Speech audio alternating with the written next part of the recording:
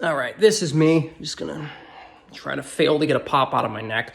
And we're gonna do a bit of a rant today, and it has to do with a fight that I recently got in on the YouTube comments section where people were just acting completely toxic.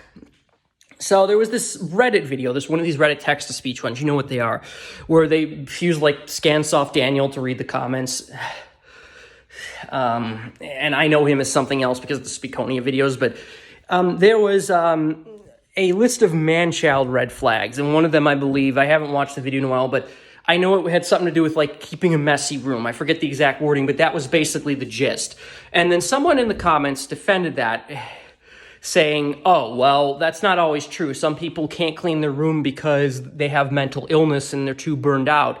And that doesn't mean they're not worthy of being in a relationship because they're not bad people because of that on its own.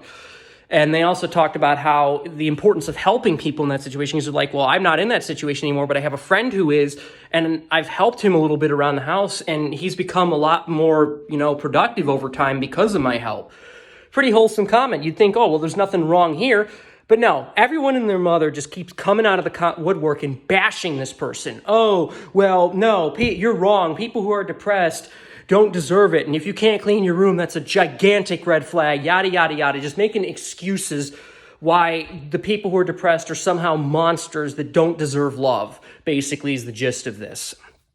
And I, having dealt with that in past relationships, felt personally attacked, so I had to get involved and defend the depressed. Because that's, I don't know if I've talked about this, but there were definitely, like, when I was in college, that was me. I couldn't clean my room, and you might think, oh, well, I'm just like some sort of deadbeat, but that's not true. I was still keeping good grades, and I was dealing with a lot of crap. I was dealing with a toxic breakup and everyone taking their side, my former friends basically never reaching out to me and not responding to messages, so I couldn't rely on them. My parents pushing me around and pigeonholing me to stay in that university, even though I wanted to leave because it was a toxic place and I just wanted to go somewhere else, and pushing me to take more classes than I was comfortable with. A school that didn't care and failed to support me. The special services, because I'm neurodivergent, they didn't really help me at all because they were too understaffed and too bogged down with suicide watches because that place was so great. Should talk about that in another video, to be honest. And then there was the fact that my peers were just toxic too. Like, I tried reaching out, I tried making friends, and nothing ever happened. And past a certain point, it actually became actively hostile. Like, people would make jokes do things at my expense, and everyone would laugh. No one would laugh at my jokes, even though I think I'm pretty darn funny. Like, not everything I say is going to be on point, but come on. People who've watched my reactions, I'm funny when I want to be. And yet, according to them, you'd think 95% of what I say is like cringeworthy. And come on, really? It just makes me infuriated. And it's like, you see I was dealing with a lot, okay? I was dealing with a lot. So of course I was depressed. And I really could have used some support right then. And one of my exes basically did exactly what these YouTube people did. They come to me and they say, well, I'd like to get back with you, but you have to be responsible. You have to clean your room. And it's like, you're ignoring the fact that I am chronically depressed and I am so burned out that I can't clean my room because my day involves getting up, going to classes, trying to sleep to recover from getting up early, then stressing on the computer long enough to where I can function enough to get the work done, and then I crash and repeat it, and I never have any fun hardly. And literally, I was so stressed that sometimes I couldn't get to sleep. Like, I would try, and my head just would not relax enough to where I could physically get to sleep. It was that, constricted up there. And, you're acting like somehow this is my fault and I need to fix it and I need to man up. And just ignoring the fact that, no, I am responsible, because if I wasn't, how come I'm maintaining good grades in college?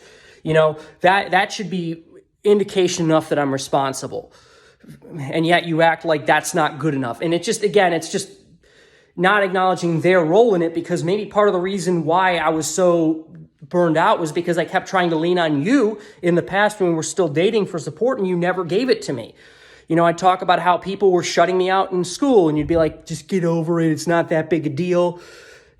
Never taking it seriously, and still until I say I've had enough and I, move out to try and just get away from all that. And then you blame me for it. How dare I abandon you? And then you get me all stressed out by doing something immature and like hiding my books when I want to go to class just to prove some stupid point.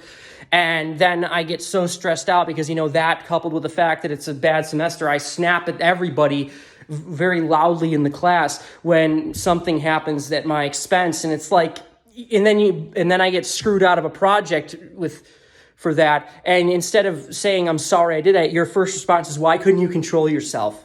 Yeah, because you set me off. That's why.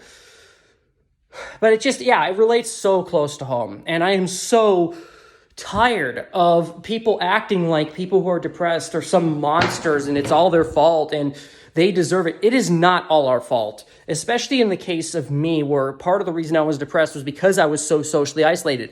Is that my fault that people don't associate with me and they shut me out because I'm different? Or is that other people's fault? Maybe instead of acting like I'm the monster, you should treat me like I'm a victim and help me. But no, instead you're too eager to stigmatize me and act like, well, you don't deserve it because you're clearly bad in the first place. And you need to fix yourself when I don't know how to fix myself sometimes. And even if I did, if I'm lonely, that's something I can only cope with so much. At some point, other people have to stop shutting me out and they have to start socializing with me to at least enough to where I can get enough interaction to feel satisfied, because humans are social creatures and I need that level of satisfaction to feel fulfilled in life.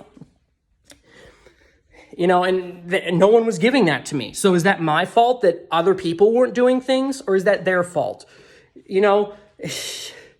And people are and I had someone basically accuse me of being an emotional vampire when I called them out on it. Piss off. Why? Because I think that people who are depressed deserve to be treated with respect and be given a chance, at least if they're not bad people. And I've had other people, one other person was like, well, most people wouldn't, you have no ground to stand on. Most people wouldn't give anyone a chance. And that includes people who are, blind and deaf or, paralyzed, because it's too much strain on them. It's like, first of all, ableist much. Let me point out that. Second of all, maybe most people are like that, but that doesn't excuse it. And if they're like that, that's a them problem, not a you problem. So stop blaming us because other people suck, okay? It's not our fault that other people suck. Of course, you're part of the sucky demographic, so of course you wouldn't acknowledge that, right? Why would you ever say I'm wrong and I'm a fuck up? It's so much easier to just throw it on us and say, well, clearly we're at fault because we can't cope. And it makes me mad too, because a lot of this could have been fixed if even one person had just seen how desperate I was and helped me, just provided the bare minimum of social interaction to where I felt like I wasn't completely hated and isolated. And maybe if I needed help, I could go to somebody.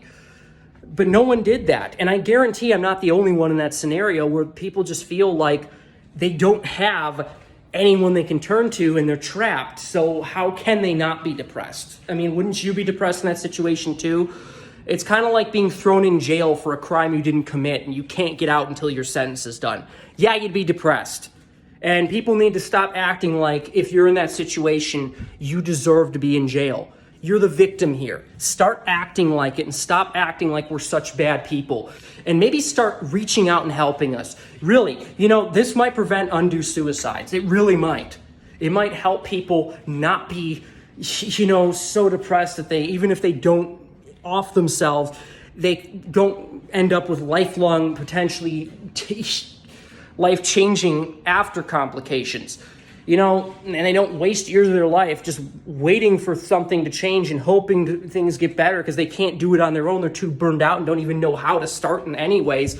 And no one ever comes to their aid because they just are too busy demonizing them and acting like they don't deserve it. And they're clearly not the victim and they're the bad guy when they are the victim and they need help more than anyone. I always found that really stupid too. People who act like you're not good enough for a relationship until you're not depressed. We need emotional support more than anyone, so maybe give us a chance instead of acting like we need to fix ourselves to be good enough for you. Assuming, of course, you're good people. Anyways, time limit's up. I'll see you guys later.